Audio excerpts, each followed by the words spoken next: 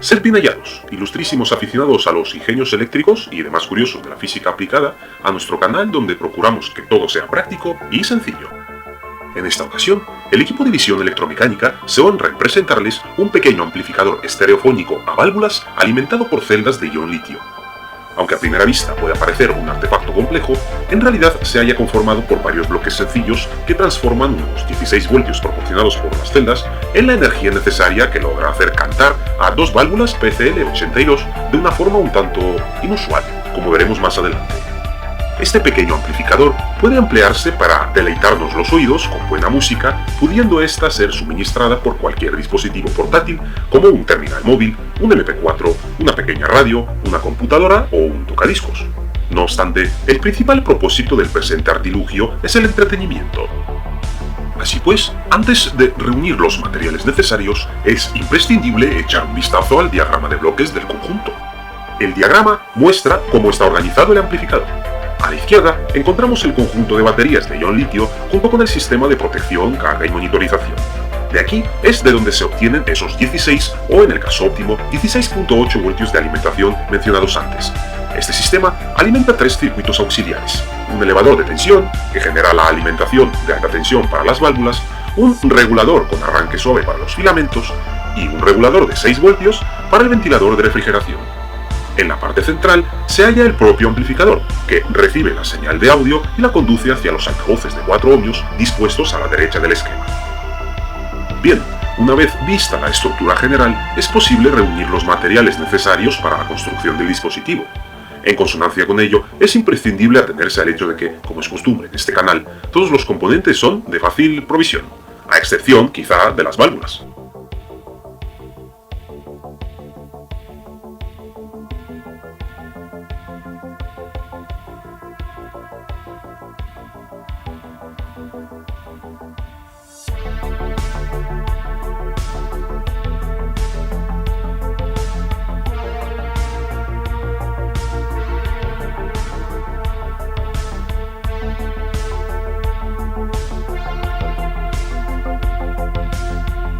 Los esquemas de todas las secciones del sistema se exhiben acto seguido. Más adelante, si lo desean, podrán ustedes internarse en el diseño de este modesto artilugio.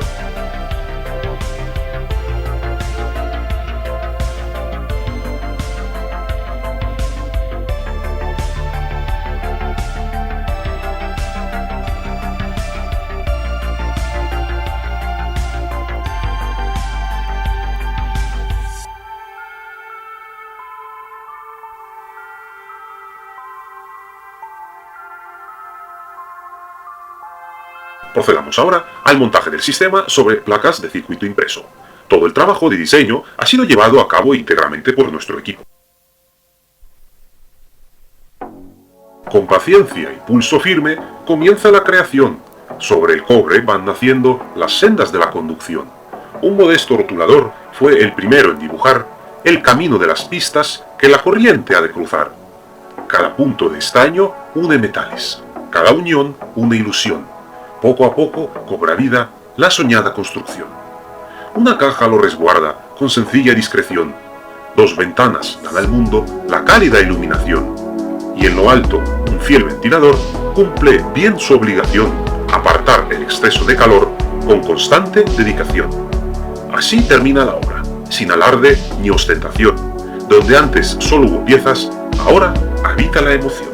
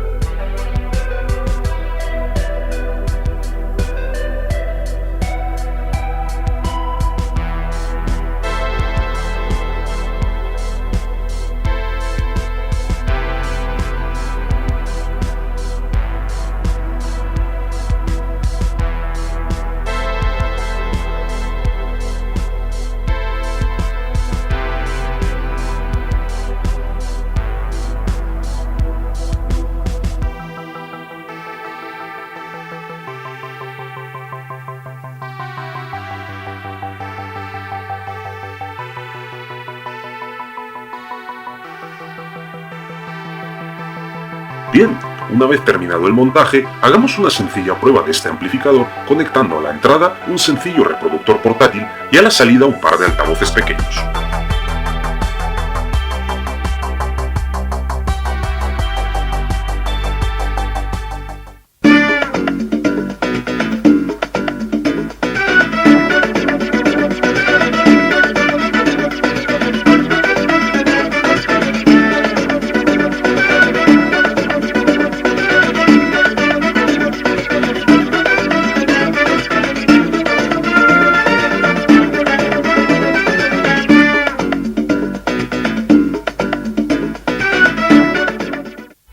Les invito ahora, si su curiosidad así lo demanda, a explorar este sistema. Vamos a comenzar por quizá la parte más inusual del mismo, la fuente de alimentación del propio amplificador valvular. El presente circuito es, en esencia, un elevador de tensión o boost converter en terminología anglosajona, basado en el popular MC34063A, aunque sustancialmente modificado respecto a las aplicaciones típicas que aparecen en las hojas de características del componente. El funcionamiento es el siguiente. El MC34063A genera una señal que gobierna el transistor MOSFET IRF640M. Cuando el MOSFET conduce, la corriente aumenta en la bobina de 3.3 microhenrios, almacenando energía magnética. Sin embargo, cuando el MOSFET se corta, esa energía se libera a través del diodo UF4004 hacia los condensadores de salida, elevando la tensión por encima de la alimentación. Entonces, el conjunto formado por el integrado, el MOSFET, la bobina y el diodo UF4004 constituye el verdadero convertidor elevador. El resto son componentes auxiliares, que no dejan tampoco de ser imprescindibles. Así, el resistor de 470K lleva una pequeña muestra de la tensión de salida al comparador interno del integrado, proporcionando la regulación. El transistor 2N5401 y el diodo 1N4148 forman una red auxiliar que ayuda a adaptar el rango de regulación a tensiones muy superiores a las que normalmente admite el MC34063A. Vamos ahora con los componentes restantes. El diodo RL207 protege el circuito frente a una inversión accidental de polaridad en la alimentación. Los dos condensadores de 1000 microfaradios y el resistor de 1.5 ohmios filtran y suavizan la corriente que demanda el convertidor, evitando caídas bruscas de tensión en la batería, además de estabilizar el funcionamiento del integrado. El condensador de 2.2 microfaradios, que debe colocarse lo más cerca posible del MC34063A, es el desacoplo local de este, pues absorbe los transitorios rápidos. El condensador de 2.2 nanofaradios, conectado al pin 3 del integrado, es el condensador de temporización. Determina la frecuencia de trabajo del convertidor. Los dos resistores en paralelo de 2.2K polarizan el transistor 2N5401 y forman parte del sistema de regulación de alta tensión. El propio transistor 2N5401, ya mencionado antes, amplía el rango de regulación del MC34063A, permitiendo controlar tensiones mucho mayores de los actuales para este. El diodo 1N4148, también mencionado antes, protege la unión base-emisor del 2N5401 y mejora el comportamiento dinámico de la regulación. El condensador de 100 nanofaradios filtra componentes de alta frecuencia que los electrolíticos eliminan peor. El resistor de 3.3K, junto con el de 470K, forma parte del divisor de realimentación que fija la tensión máxima de salida. Por último, los 4 condensadores de 33 microfaradios almacenan energía y reducen el rizado de la tensión de salida. A modo de curiosidad, los componentes más especiales de este circuito son precisamente el 2N5401 y los resistores de 470K y 3.3K. Sin ellos, se tendría un elevador bastante convencional. Son los que permiten que un humilde MC34063A, pensado para tensiones mucho más modestas, pueda intentar regular salidas del orden de 100 a 180 vueltas. En vacío, por supuesto. Ahí reside buena parte de la astucia del diseño. La curiosidad, por así decirlo, de este elevador reside en el hecho de que, aún entregando en vacío unos 180 voltios, una vez conectado al amplificador valvular, dicha tensión cae drásticamente hasta unos 40 voltios. Veamos por qué sucede esto. Lo primero a tener en cuenta es que este circuito no está pensado para suministrar mucha corriente a tensiones altas. Por ende, cuando la salida del mismo se halla en circuito abierto, la tensión que se alcanza es la que queda determinada por la red de realimentación, es decir, en este caso unos 180 voltios. Así, este elevador es ideal para aquellos circuitos a válvulas donde la demanda de corriente es del orden de unos 2 a 10 mA por válvula, habiendo 2 en un circuito. Un clásico ejemplo podrían ser los tubos de vacío 6A2, que se suelen emplear en los preamplificadores de sonido. Sin embargo, como veremos enseguida, las dos válvulas PCL82, compuestas cada una por un triodo y un pentodo, el pentodo suele consumir aproximadamente 20 a 30 mA de corriente de placa, lo cual, sumado al consumo del triodo, puede llegar a un total de 40 a 60 mA aproximadamente en función del punto de trabajo. Lo curioso es que el circuito no colapsa por completo. Al llegar a su límite de potencia, simplemente deja de poder sostener los 180 voltios y la tensión cae hasta unos 40 voltios, donde la demanda de corriente de las válvulas disminuye y se establece un nuevo punto de equilibrio. Es decir, el convertidor trabaja completamente saturado, entregando prácticamente toda la potencia que puede. La causa del uso de este circuito en el presente montaje radica sencillamente en un deseo ferviente de la experimentación, dado que es perfectamente plausible el reemplazo de este elevador por uno más adecuado que proporcione las tensiones idóneas de trabajo requeridas por este tipo de válvulas termoiónicas. Pasemos ahora al amplificador valvular en sí. Este circuito es particularmente curioso porque utiliza una PCL82 completa, es decir, el triodo y el pentodo. De esta manera, se logra que cada canal precise de una única válvula. Además de ello, como ya hemos dado a entender anteriormente, el sistema hace uso de apenas de 40 voltios de tensión de placa, algo muy por debajo de las condiciones para las que la PCL82 fue diseñada originalmente.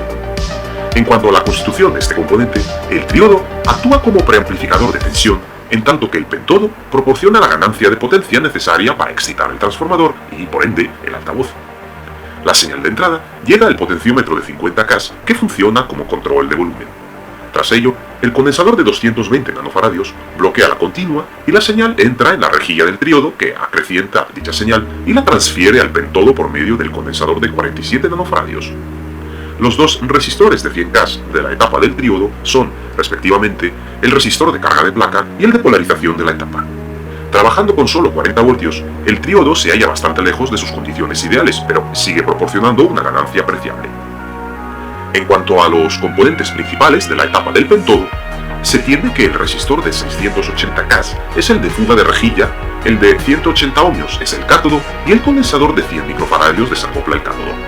Este último componente evita la degeneración local y aumenta la ganancia de esta etapa. La placa del pentodo o ánodo alimenta el primario del transformador de salida. El transformador de salida, de hecho, es una de las piezas más importantes del amplificador. Las funciones que cumple son las que siguen. En primer lugar, adapta las impedancias.